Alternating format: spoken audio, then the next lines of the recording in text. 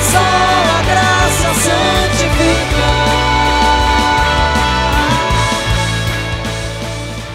Amém. Eu quero fazer só uma introdução sobre algo que eu quero falar algumas vezes, várias vezes, não é? Que é a primeira e a última e a mais fundamental questão do discipulado cristão. Todos nós, se somos filhos de Deus, somos discípulos, né, de Cristo. E qual é a questão mais importante? A primeira pergunta e aquilo que vai controlar todas as coisas. No Evangelho de João, quando os primeiros discípulos de Jesus seguiram Jesus, Jesus fez uma pergunta. Essa é a pergunta para todos nós. Essa é a pergunta que controla tudo. É a pergunta que vai sempre estar sendo repetida para nós. Dois discípulos ouviram João Batista falar algo a respeito de Jesus. Eles ficaram empolgados. Um dos discípulos desses dois era André, irmão de Simão, né, de Pedro. E a Bíblia diz assim, em João 1, 35 a 37, no dia seguinte, João estava ali novamente com dois de seus discípulos. Quando viu Jesus passando, disse: vejam, ele é o Cordeiro de Deus, que tira o pecado do mundo. Ouvindo dizer isso, os dois discípulos seguiram a Jesus. Ou seja, assim que eles ouviram a declaração incrível de João Batista a respeito de Jesus, você vê que André e o outro discípulo seguiram a Jesus. Voltando-se, vendo Jesus que os dois o seguiam, perguntou-lhes: o que vocês querem? Essa é a pergunta. O que vocês querem? Então há uma questão enterrada nas raízes profundas de todo aquilo que Jesus diz para nós, que estão sumariadas aqui nessa palavra. O que você quer? É uma pergunta que redefine toda a nossa maneira de encarar a vida cristã e o nosso chamado ao discipulado. Nós podemos ver essa palavra, essa mesma frase rearrumada em outro lugar, João 21,16, quando Jesus pergunta a Pedro, que era irmão desse primeiro discípulo que ouviu essa primeira pergunta: o que vocês querem? Que é: Pedro, tu me amas?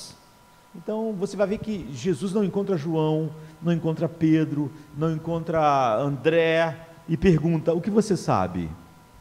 O que você pensa? No que você acredita? A pergunta é: o que você quer? Então a pergunta mais incisiva, a pergunta mais penetrante, a pergunta que mais sonda os nossos corações, a pergunta que Jesus faz a cada um de nós, precisamente é essa: o que você quer? Por quê? Porque nós somos o que nós queremos. Você é o que você quer, você é o que você deseja, você é o que você anseia. Por isso a pergunta é essa. Nossos desejos, anseios, vontades estão no cerne da nossa identidade.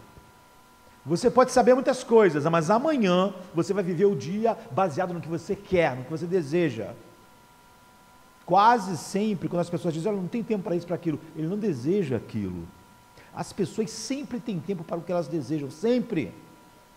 Porque o homem é o que ele deseja. Então, nossos anseios, desejos, é a fonte da onde vão fluir e fluem as nossas ações e os nossos comportamentos.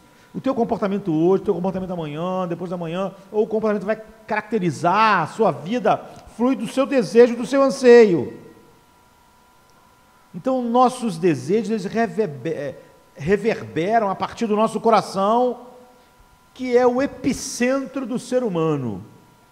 É de lá, desse lugar profundo, de tal maneira que Provérbios 4:23 diz: acima de tudo, guarda o teu coração, porque tudo o que fazes brota dele. Eu gosto dessa versão, né? Porque dele procedem as saídas da vida. É bonito, mas tem gente que não entende o que ele está dizendo, né? Então, é isso, porque tudo que você faz brota do seu coração. Então, você tem que ter um olhar para isso. Então, nós podemos dizer que o discipulado, a razão de seguirmos Cristo, estarmos aqui nesta manhã e vamos meditar daqui a pouco sobre a obra do Espírito, na verdade, é uma maneira de curar o seu coração.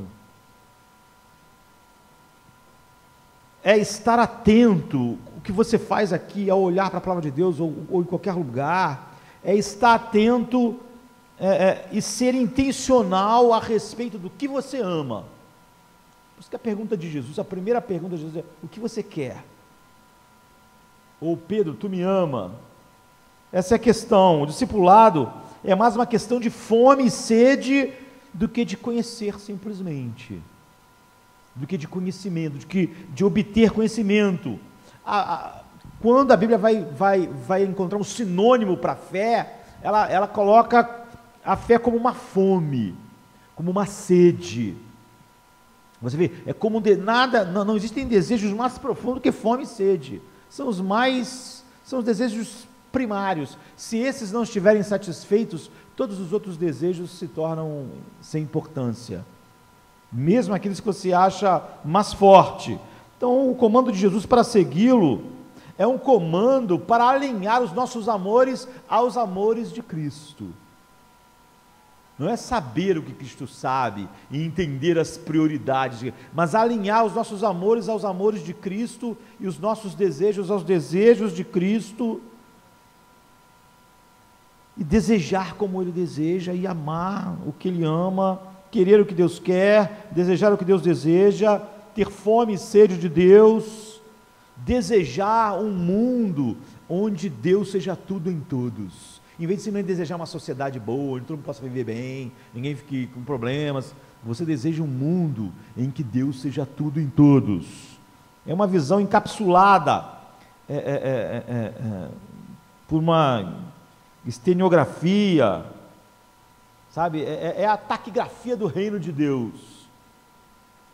Então Jesus disse: a minha comida, em João 4:34, não é o que eu devo fazer, não é o que é certo fazer, é certo, é o correto, mas você vê que quando ele fala sobre isso, ele está falando sobre algo muito maior. Ele está dizendo: a minha comida e a minha bebida, os maiores desejos, os desejos controladores, é fazer a vontade daquele que me enviou. Então você vê, Jesus não é um mestre que informa o nosso intelecto, mas ele na verdade forma os nossos amores. Ele forma os amores do nosso coração. Ele não se contenta em depositar um monte de novas ideias na sua mente, sobre o Espírito Santo, como vamos estudar daqui a pouco, sobre a cruz, sobre a justificação. Ele não se contenta, ele está atrás de nada menos que seus desejos, seus amores, seus anseios, e essa é a marca. É por isso que ele perguntou àquelas pessoas que estavam seguindo ele pela primeira vez: o que vocês querem? Quais são os desejos de vocês? Que amores estão controlando vocês? Então, o ensino de Cristo, a palavra de Deus, não se limita a tocar o espaço da reflexão, da contemplação calma, fria, e da meditação sobre o que é certo e errado. Ele é um mestre que invade as regiões aquecidas e apaixonadas do coração e diz: elas têm que estar viradas para o lugar certo. Dessa maneira, Então ele é a palavra que penetra, como Hebreus 4:12 diz, até dividir a alma e o espírito, e ele julga os pensamentos e as atitudes do coração. É tudo a respeito disso, é tudo nessa direção. Então seguir a Cristo, como o André estava começando a fazer naquele dia, é aprender todo dia o que amar, o que desejar, é ser abastecido de novos amores, novos desejos. Então a escola na qual nós estamos como filhos de Deus é uma escola a respeito disso. Jesus não é simplesmente um mestre que nos ensina a moralidade e as coisas certas a serem pensadas. Não é simplesmente você pegar seu caderno e fazer anotações, enquanto Jesus jorra novas ideias, enquanto coloca no PowerPoint figuras e gráficos para você encher a sua mente. Mas, no entanto, quase sempre quando nós pensamos no que é crescer, no que é seguir a Cristo, nós pensamos simplesmente num esforço didático. Eu conheço esse ano mais do que conheci ano passado. Como se tornar um discípulo de Jesus fosse em grande parte um grande projeto intelectual e uma questão de adquirir conhecimento. Por que isso é assim? Por que aquilo é daquela outra forma? Encher nossas mentes.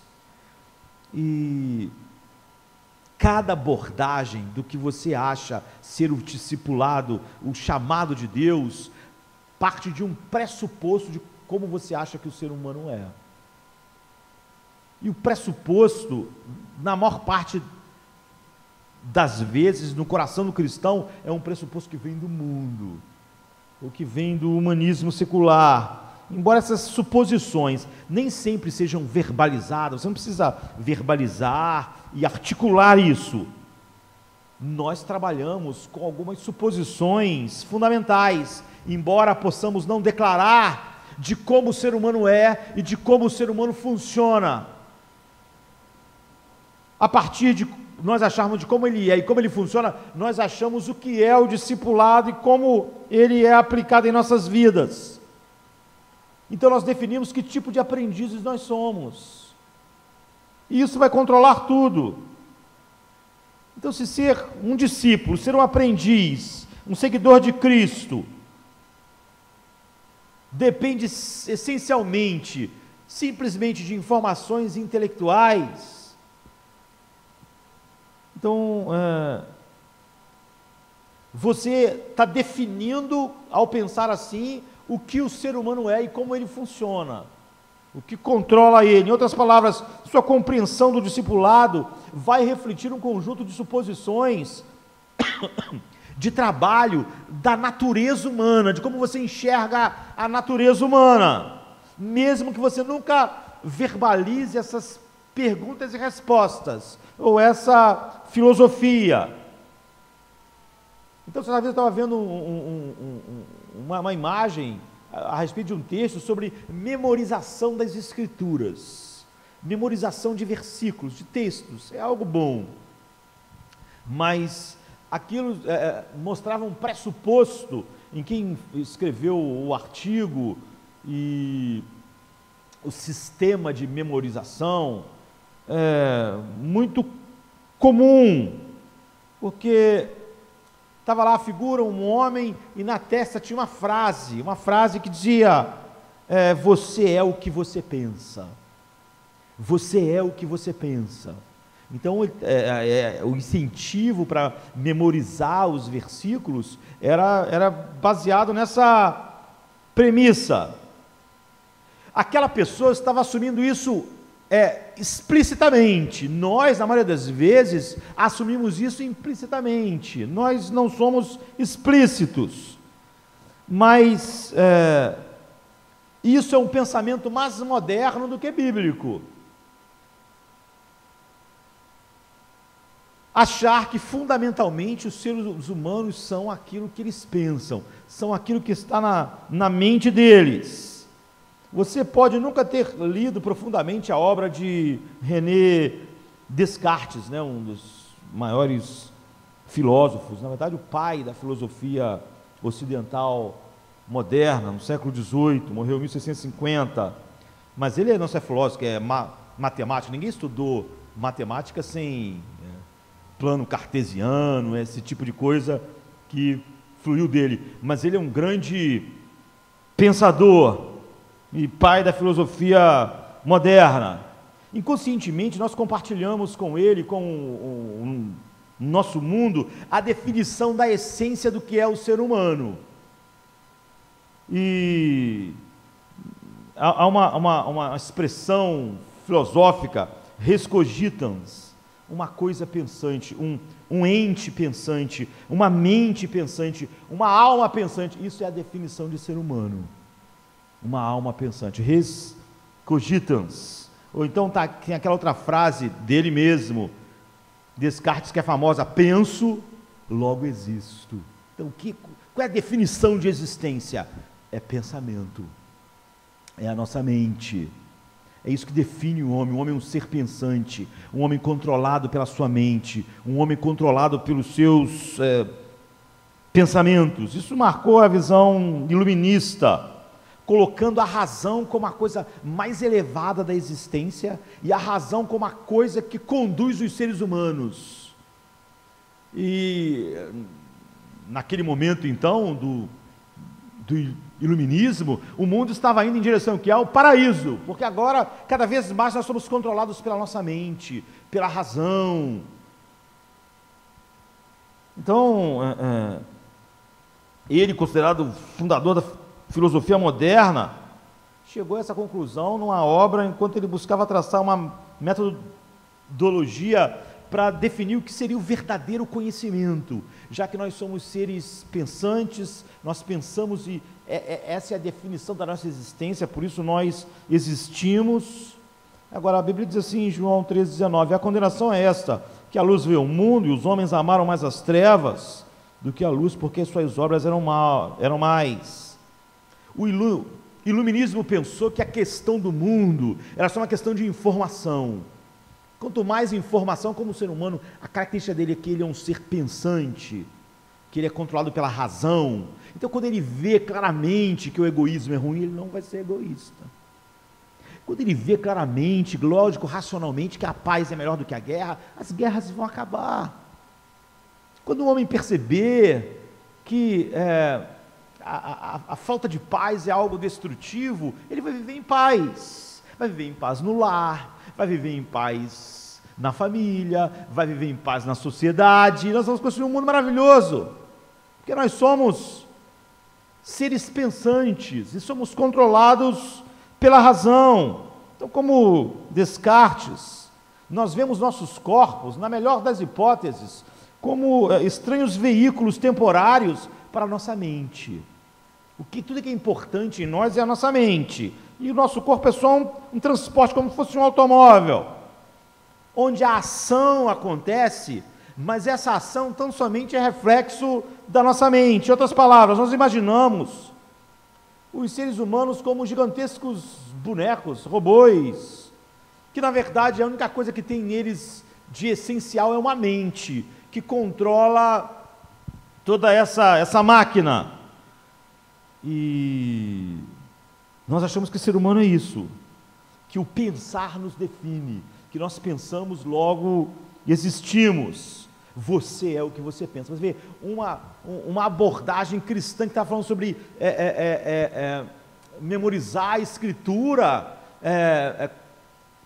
falava a mesma coisa, parte do mesmo pressuposto. Por que você faz isso? Porque você é o que você pensa. É um lema que reduz os seres humanos a cérebros, a razão. Ironicamente, tal pensamento assume que o coração da pessoa é a mente. Eu penso, por isso eu existo, disse Descartes. E a maioria das abordagens cristãs é a mesma dele, da filosofia humanista, do iluminismo. E tudo que o cristão começa a pensar, que o discipulado é uma questão de do que você faz com as suas ideias. Então, o modelo intelectualista da pessoa humana, que nos reduz ao intelecto, nos reduz a seres pensantes, controlados pela razão, pressupõe então que o aprendizado é principalmente o depósito de novas ideias na mente. Que quanto mais ideias você colocar na sua mente corretas ou a respeito de Deus, mais você está indo na direção boa. A mesma ideia de que quanto mais informação a sociedade tivesse, melhor ela seria. Então você pensa que o discipulado é depositar essas novas ideias nesses recipientes mentais. Isso é chamado de um modelo bancário de educação, né? É como se você fizesse depósitos. Você faz isso no banco, você faz depósitos e quando você precisa, você faz saques do dinheiro que você depositou. É que as nossas mentes, então, são lugares onde a gente faz depósitos de ideias. E a gente, por exemplo, aqui está depositando essas ideias a respeito de Deus. E então, como se nós fôssemos simplesmente caixas, meros receptáculos intelectuais de crenças. E nós pensamos então que as nossas ações são simplesmente a retirada, como alguém saca o dinheiro do banco, a retirada desses pensamentos transformados em ação, em comportamento. Ou seja, que cada ação nossa é o resultado de uma reflexão sobre os nossos pensamentos, como se nós resolvêssemos a cada ação um pequeno silogismo filosófico e chegamos àquela conclusão correta, racional, e isso determina a nossa escolha, que as nossas escolhas são determinadas assim, como se o nosso comportamento fosse basicamente a conclusão de um pequeno silogismo na nossa cabeça, ou de vários silogismos que vão acontecendo durante o dia e que nós vamos fazendo. Em tudo isso nós ignoramos o desejo, o poder esmagador do desejo, do anseio, dos profundos desejos que controlam o ser humano. Você vê, o STF, a primeira turma do STF, semana passada, definiu lá numa causa que não tinha nada a ver, que uma mulher poderia abortar uma criança com 3 meses de idade. Agora, aquelas pessoas que estão simplesmente usando a sua mente irracional, essas pessoas proibiram a vaquejada. Proibiram. Na vaquejada, eu sou contra a vaquejada, mas na vaquejada não é nem igual a torada que mata o touro. Puxa o rabo do boi, derruba o boi, laça o boi. Vocês falaram, isso é absurdo. Isso é um atentado contra a vida, contra a dignidade do animal. É uma maldade. As pessoas estão se divertindo enquanto maltratam o animal. E é verdade. Essas pessoas, elas proíbem a destruição de ovos de tartaruga. Existe um projeto Tamar só para proteger o ovo de tartaruga no Brasil, financiado por todos nós. Por quê? Porque o ovo de tartaruga é uma tartaruga. Agora, como é que essas mesmas pessoas chegaram à conclusão de que um ser humano no ventre não é um ser humano? Não é a razão que está controlando elas, não é um silogismo lógico.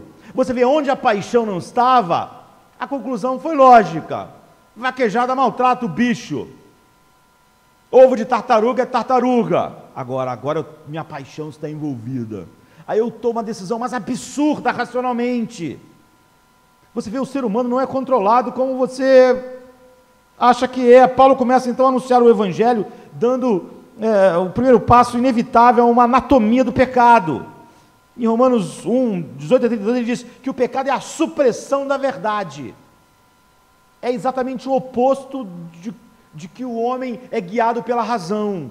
O pecado é exatamente um assalto contra a razão, porque o homem não é controlado dessa forma, porque nós não somos dirigidos pelo nosso pensamento. Então é uma supressão da verdade. Ele diz assim: primeiro vem a rejeição a Deus, porque o que de Deus se pode conhecer, nele se manifesta, porque Deus lhes manifestou, porque as suas coisas invisíveis, desde a criação do mundo, tanto ao seu eterno poder, como a sua divindade, se estendem, claramente se veem pelas coisas que são criadas, para que eles fiquem inexcusáveis, porquanto, tendo conhecido a Deus, não o glorificaram como Deus, nem lhe deram graças, antes, em seus discursos, se desvaneceram, e o seu coração insensato ficou na escuridão.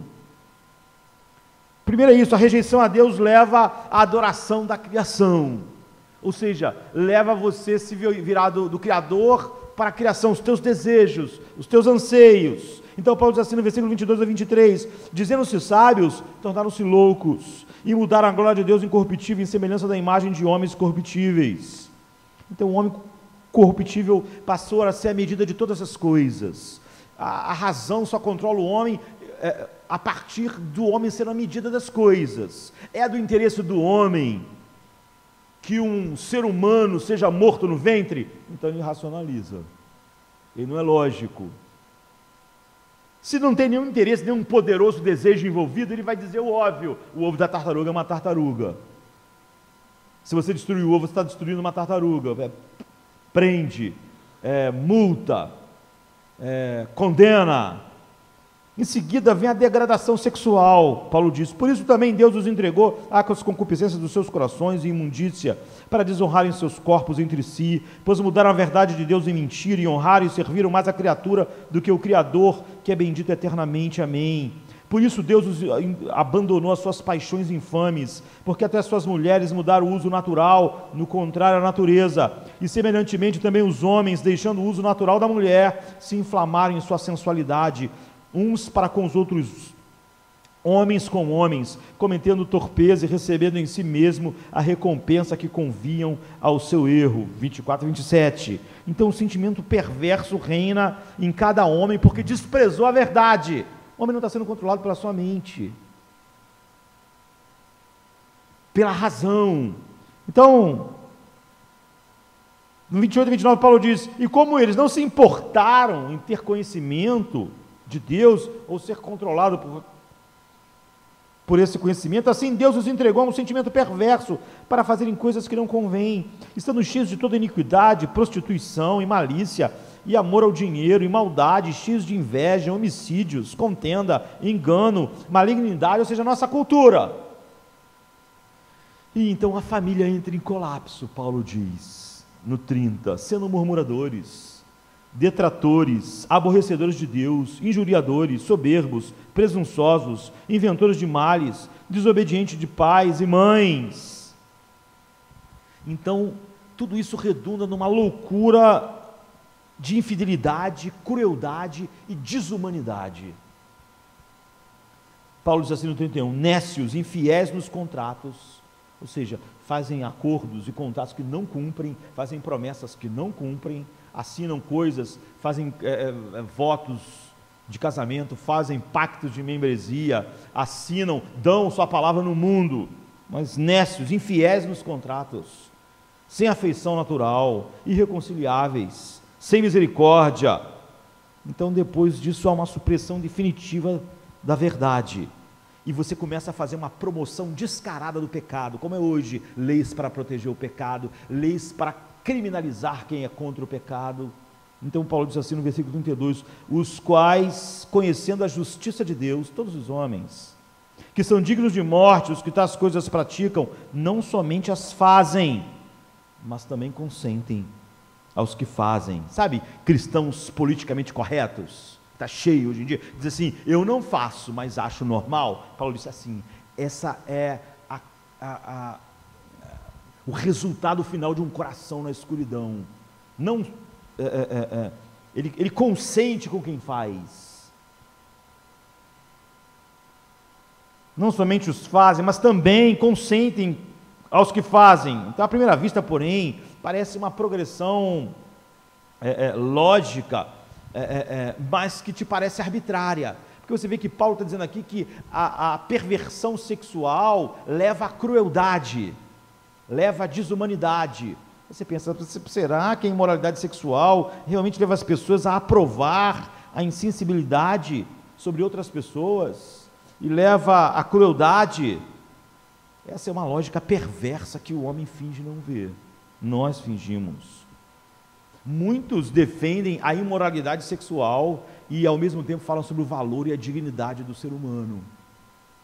Porque nós estamos fingindo que nós estamos vendo. Essa é a prática que mostra a realidade do que o STF diz. Como o sexo não está envolvido no ovo da tartaruga, no desejo, a imoralidade sexual, nós achamos que ele deve ser protegido, porque é óbvio que ele é uma tartaruga. Mas como no outro lado está envolvido, nós achamos que matar um ser humano não é crueldade, não é mal. Então, num programa que eu estava vendo, um programa de debates de intelectuais, quase sempre que o intelectual vai falar porcaria. Eu não sei nem o que define que alguém é intelectual. Porque tem artistas que dizem que é intelectual. Não sei porquê, o cara aprendeu a tocar violão, fez umas músicas e virou intelectual. Não é? Aí o outro estudou lá uma determinada matéria e é um intelectual. Não sei o que exatamente é um intelectual. Porque quando as pessoas falam que está um grupo de intelectuais, tem todo tipo de gente ali.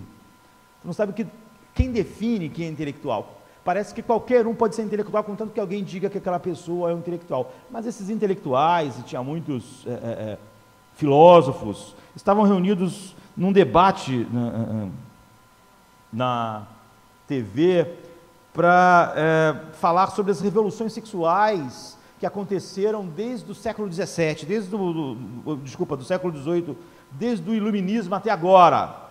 E sem perceber, esses intelectuais empolgados ali no debate, no debate a respeito do assunto, e sem perceber que eles estavam dando um tiro no próprio pé do liberalismo sexual que eles estavam defendendo. Você vê intelectuais, teoricamente, você vai dizer o que seriam seres pensantes, controlados pela razão, então. Mas a discussão acabou chegando ao ponto em que eles chegaram à conclusão, todos eles ali juntos no debate, que toda a liberdade sexual, todo movimento de liberação sexual levou e teve um efeito desastroso, principalmente sobre as crianças. Desde o século XVIII, desde o iluminismo, todos os movimentos de liberação sexual. Então os intelectuais lá reconheceram que as crianças são sempre as maiores vítimas das revoluções sexuais. Eles afirmaram que as crianças sofrem emocionalmente as aventuras sexuais dos seus pais, sofrem emocionalmente os seus lares destruídos e tudo isso. E, na verdade, por exemplo, no século XVIII, a partir do momento em que eles estão falando sobre várias revoluções sexuais, eles estavam dizendo, olha, o grande número de filhos ilegítimos expostos à vida mais vil no monte de orfanatos na Europa, foram abandonados para morrer em orfanatos mal equipados, onde o sofrimento, o abuso, a crueldade, a morte, abusos sexuais eram comuns. Rousseau, por exemplo, Jean-Jacques Rousseau, um dos maiores filósofos do iluminismo, ele encheu orfanatos de filhos ilegítimos. Filhos ilegítimos, filho que ele teve com mulheres. E ele é um dos maiores pensadores da filosofia ocidental. Então, os próprios intelectuais no debate chegaram à conclusão de que revoluções sexuais sempre machucam uma quantidade incontável de pessoas e traz uma quantidade enorme de problemas para a sociedade. Destrói a família, leva a insensibilidade com a vida, como, por exemplo, abandonar aquelas crianças todas lá no século XVIII em orfanatos, exposta a tudo aquilo de coisa, leva ao aborto, a ideia de que você pode matar um ser humano e justificar isso, o ser humano mais indefeso que existe. E tudo isso deriva de uma noção equivocada ocidental de que o sexo é apenas um interesse privado. Ou seja, a minha vida sexual só diz a respeito a mim, como se de fato ela afetasse só aquela pessoa.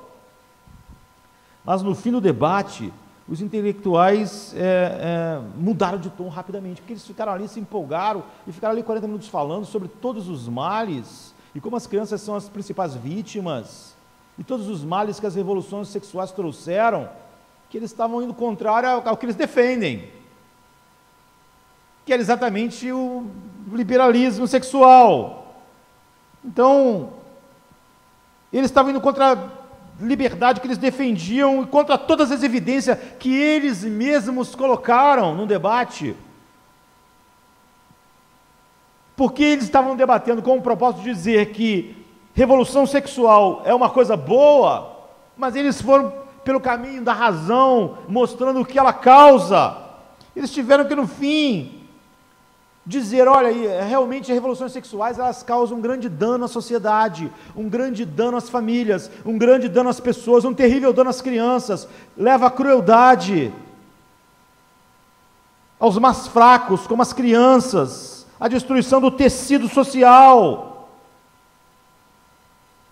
Mas ainda assim, eles chegaram à conclusão, contra toda a lógica do que eles falaram o tempo todo: os revolucionários sexuais são louváveis, porque eles promovem mudanças, eles alargam as fronteiras. A conclusão final deles era exatamente a lógica oposta de toda a argumentação deles. Apesar disso, eles falaram, apesar de toda essa destruição da família, das crianças, da crueldade, a revolução sexual é melhor do que a repressão sexual. Qual é o resumo dessa lógica absurda? É a liberdade, entre aspas. Você vê, o homem não é controlado pela sua mente, a mente deles funcionou direito, viu os problemas direito, mas o homem quer viver uma vida sexual promíscua. Não é o que ele sabe, é o que ele quer, é o que ele deseja. E o que mais importa, segundo eles, segundo aqueles intelectuais, é a gente ter um curso de liberdade para dar vazão aos nossos desejos. É por isso que em João 1,38, Jesus perguntou aos discípulos: o que vocês querem? A questão não é o que vocês sabem, o que vocês querem, porque vocês são o que vocês desejam. Liberdade para fazer o que quisermos, liberdade das normas sociais e, acima de tudo, liberdade para viver como se Deus não existisse. É sobre aquilo que os intelectuais estavam falando. Isso significa que o sofrimento das crianças, a crueldade, o assassinato de crianças, a destruição do tecido social e da família, é um preço que nós achamos justo pagar para que nossos desejos... Isso não é nada racional. O ser humano não é um ser controlado pela sua mente. Não é penso, logo existo. Porque você vê, as pessoas pensaram. Elas pensaram direito. Elas pensaram racionalmente. Mas no final, qual a conclusão que elas chegaram? Como tudo aquilo, como toda a razão estava levando elas, como Paulo mostra em Romanos 1, contrário ao desejo que elas tinham, elas deram um salto a toda a razão e a racionalidade e falaram: apesar de tudo isso, é melhor, com todo esse preço, é melhor isso. Então nós fingimos que queremos uma sociedade melhor, que queremos uma família, que queremos justiça, que somos contra a crueldade, mas as pessoas mais vulneráveis irão sofrer, tudo será terrivelmente afetado, as crianças vão ser emocionalmente destruídas, de todas as formas possíveis atingidas, crianças serão abortadas, pais vão abandonar suas famílias, crianças crescerão num lar sem um pai, ou sem a mãe, nossos filhos vão carregar ao longo da vida cicatrizes emocionais, crianças serão abandonadas para morrer, crianças serão assassinadas, e a sociedade terá que arcar com o custo disso. As pessoas dizem: isso aí tudo é privado, minha vida sexual é privada. Só que o que ela quer? Quando ela tem um monte de problemas, a sociedade tem um monte de problemas com isso, ela quer que a sociedade toda banque esse... Quando as pessoas querem a liberação do aborto, elas não só querem liberdade para matar um ser humano, elas querem que o SUS pague isso, que você pague. Era privado, mas ela não só quer cometer um crime, ela quer que você banque o crime. Ela diz que a vida sexual dela diz respeito a ela, mas depois todos os tratamentos que esses males causam tem que ser pago por todo mundo. Mas não era privado? Não era só um problema seu? Agora, por que a sociedade toda tem que tirar do seu trabalho, horas do seu trabalho, tem que ir para pagar aquilo que era privado? Agora a gente vê que a progressão bíblica de Paulo, ela é real, não é arbitrária. A imoralidade sexual leva as pessoas a provar a insensibilidade, leva o Supremo Tribunal Federal a dizer que matar um ser humano não é nada demais, mas que puxar o rabo da vaca é. Está respondida pelos próprios intelectuais modernos, defensores das revoluções sexuais. Isso leva a toda espécie de males, mas é o preço dos nossos desejos de serem satisfeitos. Agora ouça Paulo novamente: sendo murmuradores, detratores, aborrecedores de Deus, injuriadores, soberbos, presunçosos, inventores de males, desobedientes aos pais e mães, nécios, infiéis nos contratos, sem afeição natural, irreconciliáveis, sem misericórdias, os quais, conhecendo a justiça de Deus, todos os seres humanos sabem que todas essas coisas são mais. Sabe, a lista: murmuradores, detratores, aborrecedores, injuriadores, soberbos, presunçosos, inventores. A mente de todo ser humano diz: isso está errado. Então, porque essa é a descrição da sociedade, porque o ser humano é um ser controlado pela sua mente, ele não pensa, logo existe. É por isso que Jesus fez aquela pergunta, e a pergunta é feita a todos nós. Tal modelo intelectualista da pessoa humana, aquele que reduz o ser humano a um mero intelecto, que pensa, e constrói aqueles silogismos e chega à conclusão lógica, correta, e suas ações então são a partir daquilo. Você acha que é assim que alguém destrói um casamento? Pensando: vai ser o melhor para o meu filho, vai ser a coisa que vai mais emocionalmente fazê-lo ser melhor, vai abençoar essa outra pessoa com quem eu me comprometi, e é isso que eu vou fazer, porque isso é o que a razão diz que é o melhor. É óbvio que não! Tudo, como aqueles intelectuais que estavam ali, no fim, defendendo a revolução sexual, apesar deles mesmos falar de todos os males, a pessoa dizendo: os meus desejos valem a pena pagar esse preço horrível. Horrível! Então, nós não somos, não vivemos num modelo bancário que nós depositamos ideias na nossa mente e depois simplesmente durante o dia vamos tirando essas ideias logicamente, aplicando, fazendo uma reflexão consciente, deliberada, racional, que termina numa escolha que reflete cada um de nós como seres pensantes. A Escritura nos ordena, é óbvio que você pode pensar assim: olha, mas se nós assumimos que o discipulado não é um aprendiz que simplesmente obtém informações, isso não levaria a gente para longe do aprendizado. Não, é óbvio que a Bíblia diz que você deve se você é alguém que foi regenerado, você tem um profundo desejo pela palavra de Deus. A Bíblia diz assim: a Escritura nos ordena a levar todo o pensamento cativo a Cristo, 2 Coríntios 10:5, ou a ser transformado pela renovação da nossa mente, Romanos 12:2. Ser um seguidor de Jesus é ser um estudante da palavra, como o Salmo 1:2 diz: cujo deleite está na lei do Senhor. Se você é um homem regenerado, você vai aproveitar tudo que você puder para conhecer mais a respeito de Deus, sobre Deus, a palavra de Deus, o que Ele requer de nós, o que Ele deseja para a criação. Você não vai se limitar a esses momentos de culto e adoração aqui. Você vai aproveitar se a igreja tiver estudos, se tiver seminários, você vai aproveitar para ler livros importantes, obras dos reformadores, dos puritanos. Você vai ler a Bíblia todos os dias, você vai assistir vídeos para conhecer mais, você vai devorar livros que te aprofundam no conhecimento, você vai beber conhecimento, você vai querer aprender. No entanto, muitos são apenas intelectualistas, eles se aproximam disso com o mesmo pressuposto de Descartes, estritamente focados em encher nossos poços intelectuais com conhecimento bíblico, e convencido de que a santidade simplesmente é uma transferência de informação. Agora você pode conhecer o que Paulo conhecia, muitos de vocês conhecem o que Davi conhecia, mas isso faz você como Paulo? Faz você como Davi? Na verdade, é precisamente a convicção por trás do anúncio daquele programa de memorização: você é o que você pensa, que faz as pessoas acharem assim. Então, preencher seu órgão de pensamento com versículos da Bíblia vai traduzir automaticamente numa mente, num coração como Cristo. mas isso não é verdade, porque você não está levando em conta como o ser humano realmente funciona. Você já experimentou uma lacuna entre o que você sabe e o que você vive? Entre o que você sabe e o que você faz? Você já saiu maravilhado de um culto sobre o sermão que foi sobre o perdão, só para na segunda-feira ter uma tremenda dificuldade de perdoar alguém? Você não estava maravilhado com o texto, com a mensagem? Não era claro para você que o perdão é a coisa mais linda do mundo?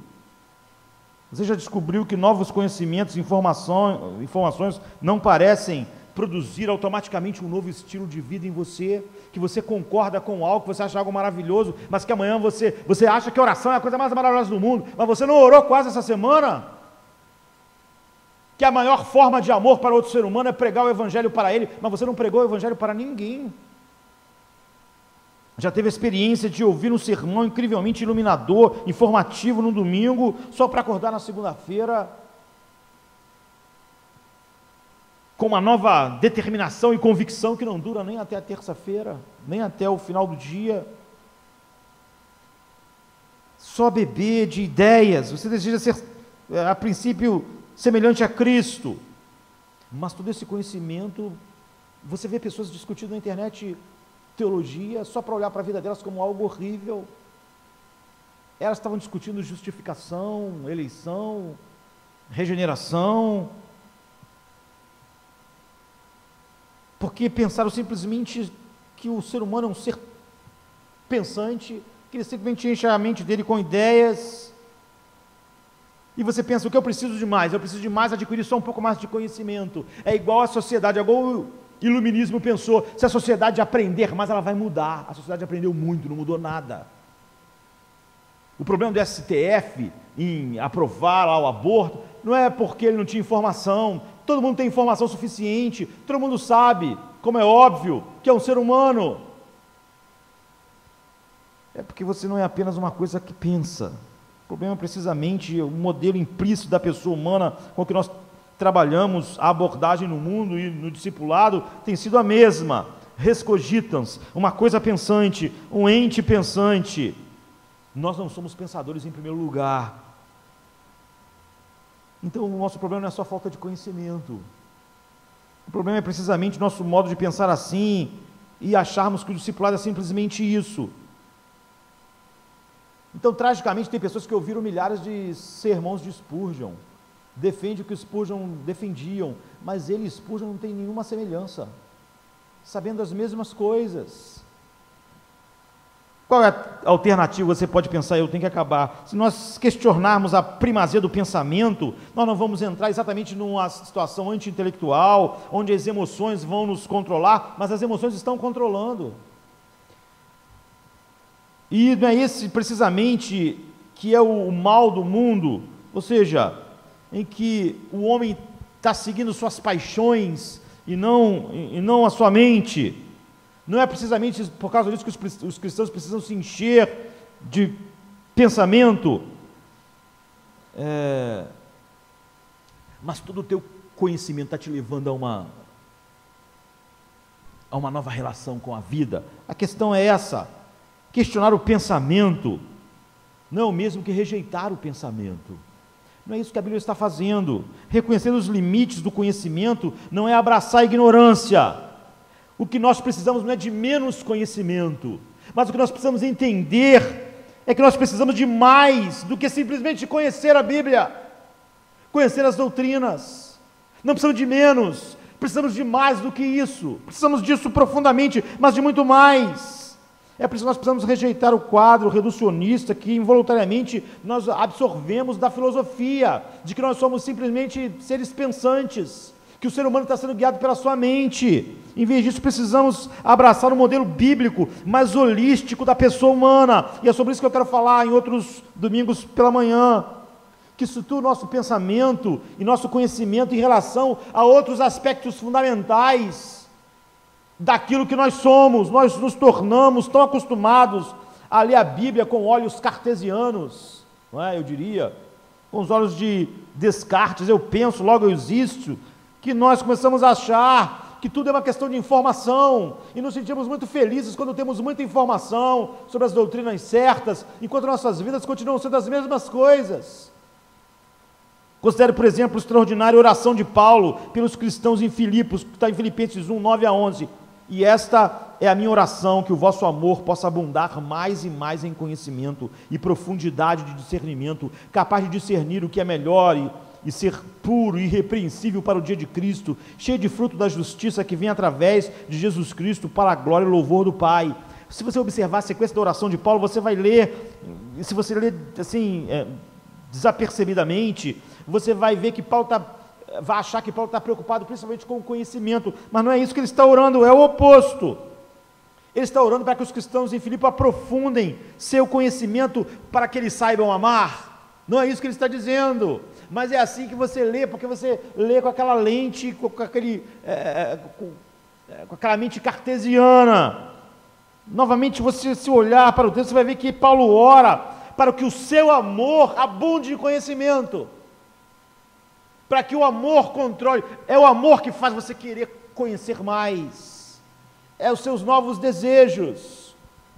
Não é para saber amar que você conhece, mas porque você ama, você quer conhecer. E se vamos dizer, encontrar o que é melhor, o que é excelente, ele diz, então você tem que começar com os seus amores. Então há um modelo diferente de pessoa aqui, de visão do ser humano. Descarte, o pensamento racionalista diz, você é o que você pensa. Paulo e a Bíblia está dizendo, você é o que você ama. Você pode conhecer tudo, mas você é o que você ama, você não é o que você pensa. A oração de Paulo sugere uma convicção muito diferente, você é o que você ama. Você precisa ter um conhecimento dos seus amores, dos seus desejos, e é isso que você não é o que você sabe. O diabo sabe tudo que nós sabemos, queridos. O diabo sabe tudo sobre justificação, eleição, predestinação, regeneração, mas ele continua sendo o diabo, porque você é o que você ama, você não é simplesmente o que você sabe. Como eu disse, saber e conhecer todas essas coisas é ponto inicial, mas a vida com Deus é muito mais do que isso. Você vê, o diabo sabe todas essas coisas, mas ele continua sendo o diabo, porque o que ele ama e o que ele odeia é que define o que ele é. E se o centro e assento da pessoa humana não forem encontrados nas regiões intelectuais e inebriantes do intelecto, como Descartes diz, e é isso que a Bíblia diz, então nós precisamos voltar à sabedoria antiga, porque é a única salvação para os cristãos contemporâneos. Então aquele negócio, o homem é o que ele pensa numa revista falando sobre a mente cristã, é totalmente fora. O futuro da igreja, um pensador antigo disse, é antigo, é o passado. A sabedoria cristã para o mundo pós-moderno só pode ser encontrada se nós retornarmos às vozes antigas, e é sobre isso que a gente vai querer falar. Por exemplo, Agostinho de Hipona viveu no século V, um filósofo, teólogo, bispo, do norte da África, talvez um dos maiores mentes que a igreja já teve.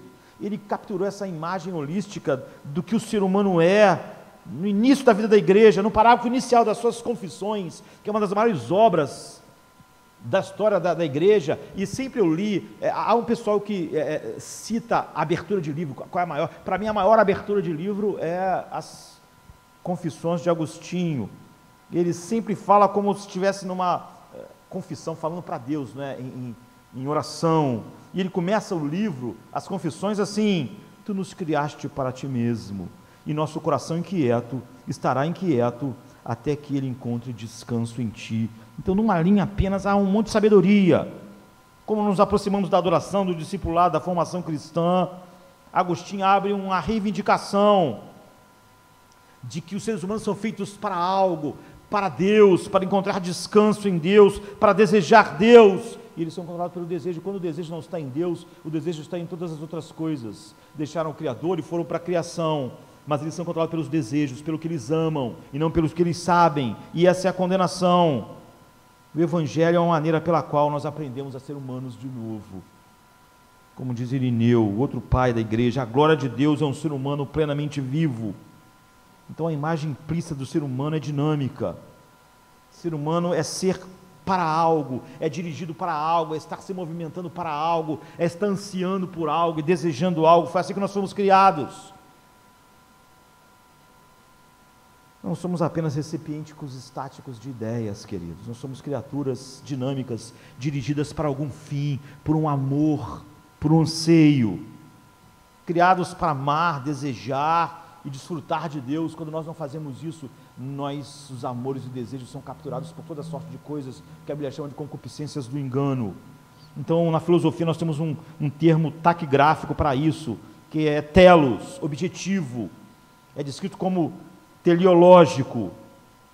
Então, ou seja, nós temos um propósito final, nós temos um objetivo. E Agostinho reconhece corretamente que os seres humanos são criaturas teleológicas. Elas funcionam assim. Tu nos criaste para ti mesmo, e nosso coração está inquieto enquanto não encontrar descanso em ti. É por isso que Jesus perguntou àquelas pessoas, não, o que vocês sabem, o quanto vocês precisam aprender. Ele perguntou, o que vocês querem, o que vocês desejam. Pedro, você me ama. São os nossos amores.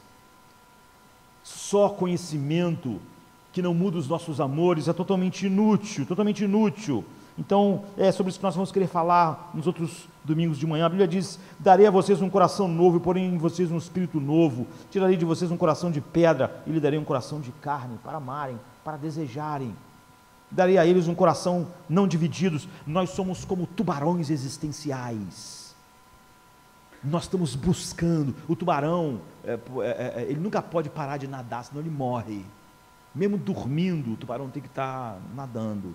Porque é o jeito que a água passa por suas guerras, ele respira. Se um tubarão parar para dormir, ele morre. Então ele está sempre em movimento. Nós somos tubarões existenciais, nós somos sempre buscando, nossos corações não encontram descanso, enquanto não descansam em Deus. Nossos desejos, nossos anseios, o ser humano é aquilo que ele ama, não aquilo que ele sabe. E tudo que a gente sabe, só vai ter um efeito. Você pode saber o que Paulo sabe, mas se os teus amores não são como os amores de Paulo, você é totalmente diferente dele. É por isso que o diabo sabe tudo que Paulo sabe, e é o diabo de Paulo, é o apóstolo Paulo. Pai, nós te agradecemos por esta manhã. Nós queremos continuar mergulhando na essência do que é o ser humano, para sabermos como a tua palavra trabalha em nós, e como tudo muda. Fale conosco, agora que vamos estudar sobre o Espírito Santo, que seja dessa forma que nós estudemos, que nós entendamos, Senhor Pai, que as entranhas mais profundas do ser humano estão sendo, Senhor Pai, transformadas quando o homem é chamado para Ti, que são os amores que estão sendo mudados, os desejos, os anseios, que a nossa fome, sede é de Ti, Senhor Pai, como Jesus disse, a minha comida e a minha bebida é fazer a vontade, não só o certo, não só o que é verdade, mas é a minha comida, é o meu anseio, é a minha fome, fazer a vontade daquele que me enviou. Que essa possa ser a verdade sobre nós, em nome de Jesus. A graça resgatou um miserável como eu morto fui, mas vivo estou, pois graça conheci. A graça resgatou um miserável como eu morto fui, mas vivo estou, pois graça conheci. Deus é soberano e graça, sua graça regenera, só a graça justifica.